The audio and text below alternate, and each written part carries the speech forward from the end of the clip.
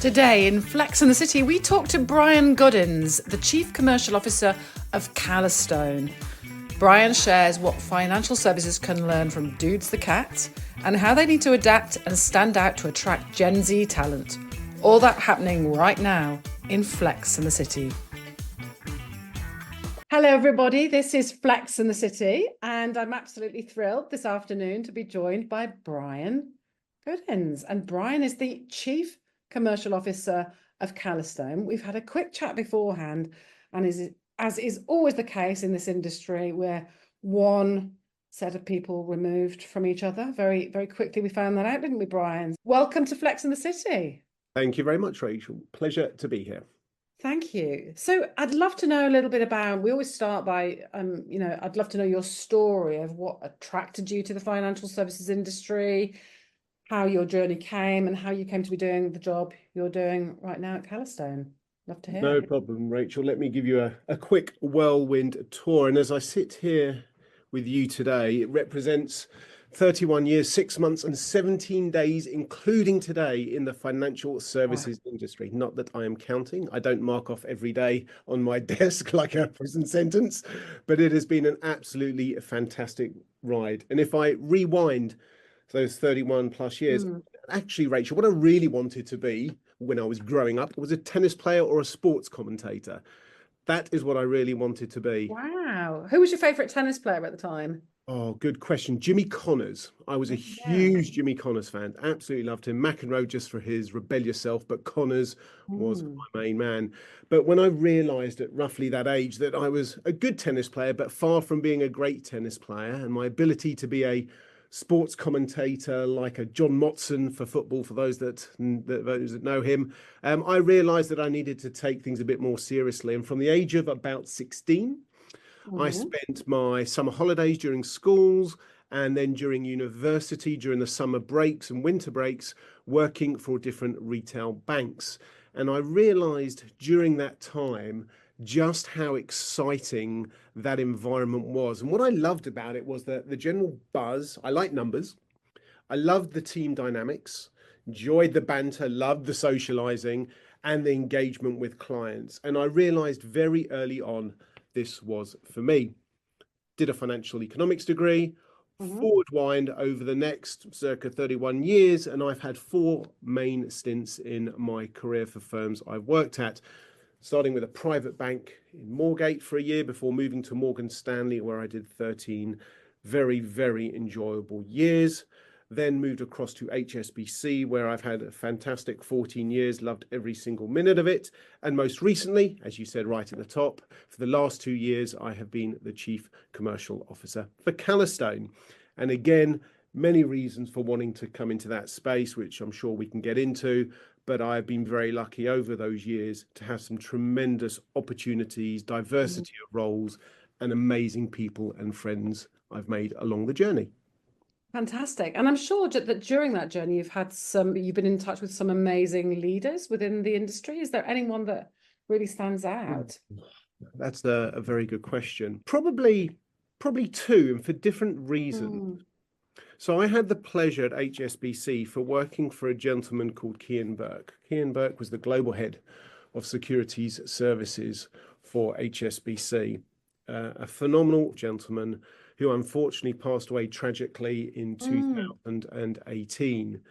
And I remember the outpouring of love from HSBC, friends, colleagues, clients when he passed away.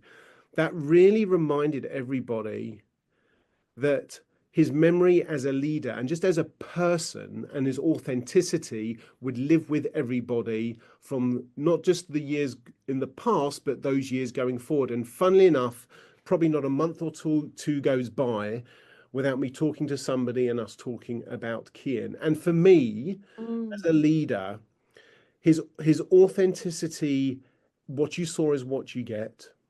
His approach to treating everybody at every single level the same, with the same respect, the same approach, the same kindness, and also being phenomenal at his job and doing it with all the energy and passion while still having a family and retaining that balance of being a wonderful father, husband, and leader was an incredible representation of what leadership meant to a number of us. So he stands out as somebody that will forever be talked about by many of us as a great person and a great leader. Mm.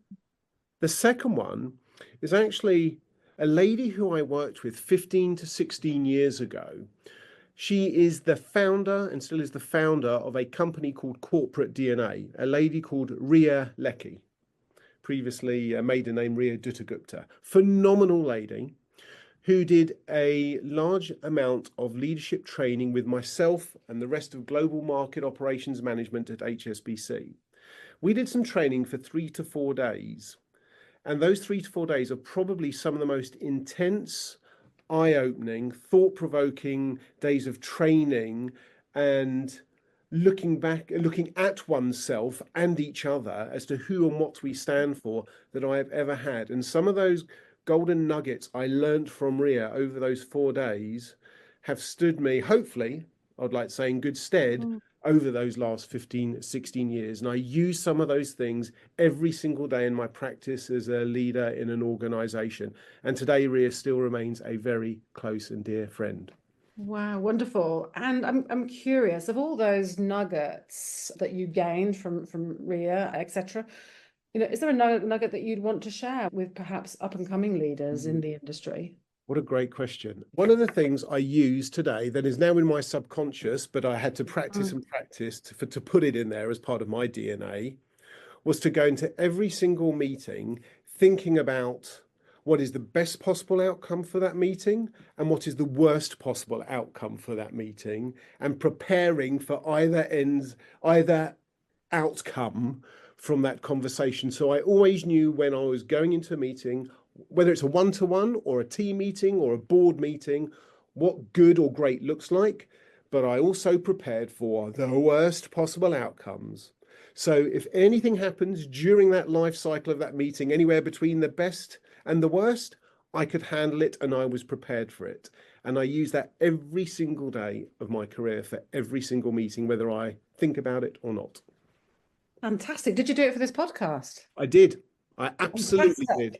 So I was thinking about the worst outcome. Rachel's going to turn off and go, thanks very much. That was great. And after 5 minutes, would all be done. And I'd go away, tail between my legs. Very good. I love it. So I know you have 2 children. How old are your children, Brian? Amber is 30. Georgia is 27. So are they millennials? Are they classed as millennials or Gen Zs? So they were 97 and 94. Okay. So 94. I think they're Gen Z. I think they're Gen Z. They're Gen Z. They're Gen Z. Okay. So Gen Zs, how can we make, Brian, and perhaps with some of the tips and tricks, how can we make this wonderful financial services industry that you were so passionate about more attractive to Gen Zs? Is that what we need to do as an industry? What do we need? What's your thoughts on that? It is a really interesting one, and I often look at the fantastic talent that comes through in that sort of Gen Z population today. And actually, Rachel, I look at them present, for example, in various meetings that I've been at, whether it's for us, previous firms, or a client, their abilities and aptitudes and skills that they have gained, and their ability to consume, present, digest, and do things at such a young age. When I think about myself at that age, I actually think how much more rounded some of their skills are, and actually how much more comfortable they are dealing with some of that ambiguity and those challenges and picking things up at pace. So I actually think that today's Gen Z population have raised the bar as to what is possible. But that means I also think now, what do I want for any talent coming through our organization or Gen Zs coming through our organization? Their demands are fundamentally different today to my demands 30 plus years ago or those of 20 or 10 years ago. I think the dynamic of loyalty is a little bit different. There are so many opportunities, and with technology and communication as it is today, and such transparency as to what is going on in financial services more broadly, that Gen Zs coming through can see so many opportunities to get involved, to do things, to add value. And you have to ask yourself as an organization, how can you stand out from the crowd to be different? What can you do to a Gen Z to say, I want to join Calastone because? What is your USP as a firm? Because you are selling to them. It's not just them selling to you. Actually, I think it's more about us selling to them because they have more opportunities out there, more things that they can see going on, and have the ability to make more informed decisions as to where they go. Yeah. So I'm going to be a tough coach or tough interviewer. Go for it. You could imagine one thing that you think would attract a Gen Z. You know, my daughter's 18 now, and she's about to consider going to university, possibly economics, etc. So she speaks 4 languages. In 3 or 4 years' time, she could be, if she wants to go that direction, a prime candidate. What do you think they want? What do I think they want? So if I was talking to her and trying to attract her to join Calastone, I still think fundamentally when somebody comes to a firm or they're looking to buy something, whether it's a job or whatever, they buy the person first and foremost. So I think if I am having that conversation, it's what I'm going to say about those opportunities that allow her to learn, have multiple experiences, show her a career path, a trajectory, that it resonates with what is going on in today's world around the key attributes and skills you need to have, and that it gives them the opportunity to learn and grow with a confidence and support mechanism around them, where she'll turn around and go, Brian, I like what you said. You've come across authentic. I trust what you're saying to me. It sounds very exciting. That sounds like a great organization. Now, I say all of that.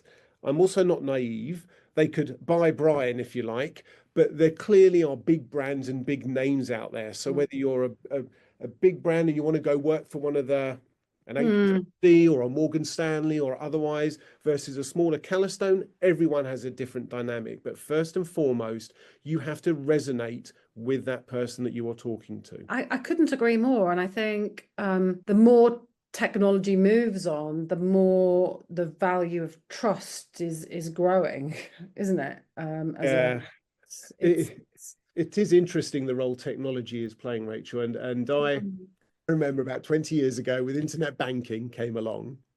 I remember my dad, bless him, when he was alive, and internet banking was, and I turned around to him and said, Dad, I think you should be using internet banking. Now, my dad was the most placid, calm person ever. And he literally had a mini convulsion and exploded. I'm not doing internet banking. Do you know my data's at risk? Somebody's going to take all my money. And so I went, whoa, okay. He wanted to go into the store and he wanted to go into the retail bank and have that conversation face to face. Yeah. I feel a bit like my dad in the modern day society where technology is advancing so quickly. I find myself almost becoming a little bit risk averse with some of those technologies. But I still think, even in today's society, we've got to get the balance right between that personal human interaction and technology led. They go hand in hand. They can be complementary, not against each other. Absolutely. So I'm going to switch to something that I think Gen Zs do like to talk about, and that is that topic of diversity and inclusion, diversity, equity, and inclusion, and the fact you've lived in Hong Kong is really interesting. So I'd love to hear a little about your own views on DE&I and culture, and what you think we can be doing more in that space. No, absolutely, and you're right. It's always been something on my mind and something I've been part of in the various organizations. When I moved to Hong Kong, and I had the pleasure of looking after about 27 countries across Asia Pacific and the Middle East, the diversity of culture, of experiences of people, religions, celebrations, whether it was Chinese New Year or Holi in India, that exposure and experience I got really opened my eyes to what diversity could and should mean. Maybe in 2 ways. Number one, actually embracing, listening, and understanding what those different countries, geographies, cultures meant and how they went about communicating what they wanted to do. There is a natural bias when people, English is my first language. I'm terrible with languages. Whereas everyone else from the other countries, we were asking to speak in a language that was normally not their mother tongue, and set a bar and expectation of them that was unfair and unreasonable. It is not as easy for them to talk and communicate. So our ability to truly understand, give them the opportunity and listen to what they're saying, the content and what they meant, was really important for us as leaders to really level set everyone's opinions in the right way and to not have that unconscious bias. Really, really important. And that is true diversity across the organization, and understanding and respecting that diversity. The other one's a little bit more subtle. As you and I are talking, you can see I am follically challenged. I do not have any hair. I haven't had for about 20 years. And often I will sit in a meeting with Calastone with 4 or 5 of my colleagues, some of my directs, some of my peers, and we will have conversation. Now, someone looking at us might go, well, that's not very diverse. You've got 4 or 5 bald guys sitting in a room, aged between 45 and 55. Actually, we are all so different, come from different backgrounds from a work experience perspective, personal experiences, life experiences, that we sit there and we challenge the hell out of each other. And we go at it and have conversations where we're coming at it from polar opposites. That respectful challenge is fantastic example of diversity that optically might not look diverse. I couldn't agree with you more. Henke, we're passionate about diversity of thinking, and what you're articulating there really beautifully is categoric diversity of thinking. So talking about diversity of thinking, you have an animal at home, I understand. Oh, I did. My lovely cat, who was called, she passed away about 18 months ago. Her name was Doods. Doods. Or when she went to the vet, her Christian name was Doodoos the cat. That's what she was called. And I am a very emotive person at heart, and a very demonstrative person. And this cat turned up 18 years ago, the night before, no, 15 years ago, the night before my dad passed away. And the cat clearly decided that she needed some new helpers. So she decided that myself and my wife would be her new slaves, if you like, that would look after her and keep it in the manner in which she is accustomed. So we had her for about 15 years. And then 2 years ago, she passed away. And I can honestly say, and I've lost both my parents, and I was very close with my parents, but I have never cried as much when my cat passed away as I did 2 years ago. I was in pieces. Absolutely. Wow. So what is it we can learn about human beings from cats, do you think? Human beings in the workplace as well? Yeah. Or not? Well, it's a really interesting one, and clearly Doods was the leader of the household, and we paid homage to her every single day and respected her every wish and desire. So she was a different sort of leader stroke manager. I think for me, and animals in general, if you were to ask me, when all this financial services time and my time is done in this industry, I will spend a lot more time doing things with animals, environment related. And there's an empathy and an unconditional love, that there's something about animals that actually I've taken back into that work life, about how we should behave with each other as human beings, and what, don't have to love each other, but what respect looks like, or how to treat each other looks like, how to deal with good times, how to deal with sad times. That empathy that is drawn out of me, and I think people through animals, I don't think necessarily comes through as much on a human to human scale. So I'd quite like to see that, foster that thinking a bit more and see more of that. And do you think if that was to become more prevalent, it would be a game changer for financial services? So the 3 core values that I always hold near and dear to my heart are respect, trust, and open communication. And that's sort of respectful challenge, I guess, is that last one. And I think our industry has changed, Rachel. It feels inherently not as easy to have fun as it was 10, 20, 30 years ago. It's become more serious. Whether that's because of the financial crisis, whether it's because of horrific events like 9/11, whether it was because of just general world economic or macro challenges, it feels like the world is on our shoulders a little bit. And I think as the leaders in our industry, it's very easy to be a good leader when things are going well.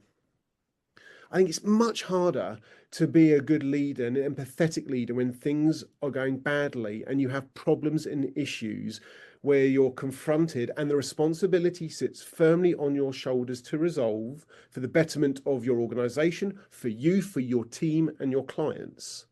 And I do think that resilience, that empathy, that ability to be more engaged with each other, talk more, and start from a position of trust rather than cynicism, I think would go wonders to help then foster a more collaborative, open environment. Yeah, I couldn't agree more. I think you've articulated that beautifully. I'm going to move on and just ask a metaphor, if I may, for perhaps a young person who's listening to this podcast.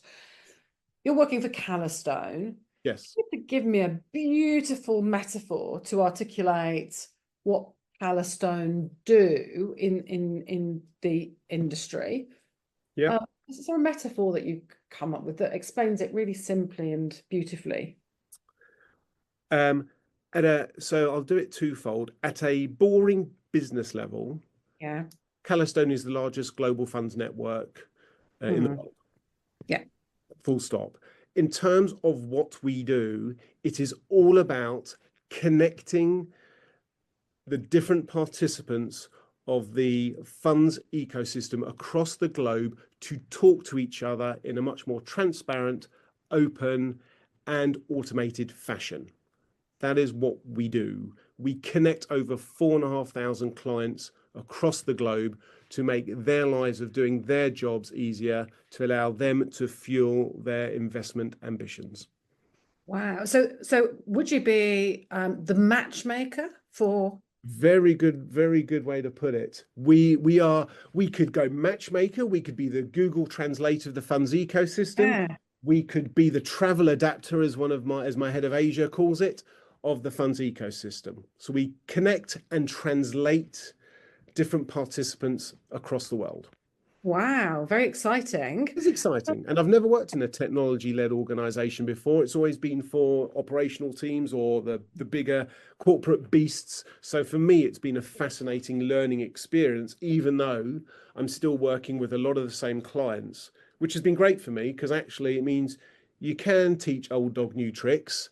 Yeah, that was what I was going to ask you next. What is the trick that the old dog has learned in this journey at Calastone?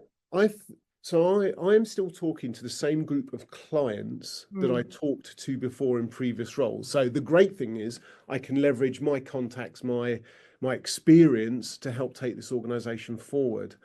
But because of the role Calastone plays as that travel adapter or Google Translate, I'm seeing it from a very, very different lens, bang in the middle of all of the participants and how they talk to each other today and how to think about how they should talk to each other tomorrow. So I'm now in a world where I'm learning about technology-led products and solutions rather than call it operational ones or revenue generating ones. So it's a very different mindset that I've had to adapt quickly. Yeah.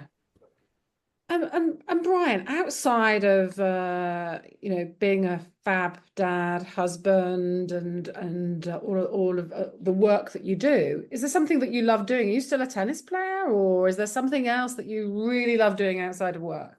Yeah, quite a few things. Probably not enough, but or I don't get enough time to do as many as I would like. My greatest therapy that helps me both mentally and physically is going to the gym. So I will exercise on average 6 days a week, sometimes 7, but 6 days a week. And I do it as much for the mental benefits as I do the physical. I really want to get into meditation, but I cannot shut my brain off for 1 second, let alone 5 minutes or 10 minutes. I really struggle with mindfulness and meditation. But for me, when I go to the gym and I do my exercise for an hour, I'm in a zone. I can choose to think about work. I can choose to ignore work, listen to podcasts of Flex in the City, or listen to podcasts about Arsenal Football Club, whatever I want. But that is my time. And I use that time to decompress, to recalibrate. And I always go first thing in the morning. I'm a 6 o'clock in the gym. It sets me up for the day, allows me to get at my desk at 7:30, or at the weekend, start my day at 7:30, and it's done and out the way. That for me, if I don't do it, I do not have an equilibrium. Very good. So what I'm hearing about you, that's a really important point, and correct me if I'm wrong, but what I'm hearing is you are really great with systems. So going to the gym is a really good system. You've got a system for going to meetings, etc. What do you think? So we always end Flex in the City with a question which brings life into the industry. What's the system that you think that the financial services industry needs to bring more magic, to make it even more magical? What's the system that could be put in place? I'll tell you a system that should be removed to make it even better. Go on then. I could wave a magic wand tomorrow. Yeah. I would remove all matrix reporting across every single organization in the financial services planet. I would remove from the vocabulary the words dotted lines. Everybody should have one boss in one location, not two, not three, have very clear objectives, very clear outcomes, and be rewarded accordingly. Can I give you a high five? With pleasure. Brian Godins, thank you so much for being with us on Flex in the City. It's been a fantastic conversation, and thank you for being with us. Great energy. My pleasure, Rachel. It's been a pleasure. Thanks very much. And that's a wrap for this episode of Flex in the City. We hope that you found inspiration and valuable nuggets of wisdom to elevate your leadership journey. Don't miss out, subscribe on your favourite platform, and if you enjoyed the episode, please do leave us a review. Your feedback really matters. Thank you.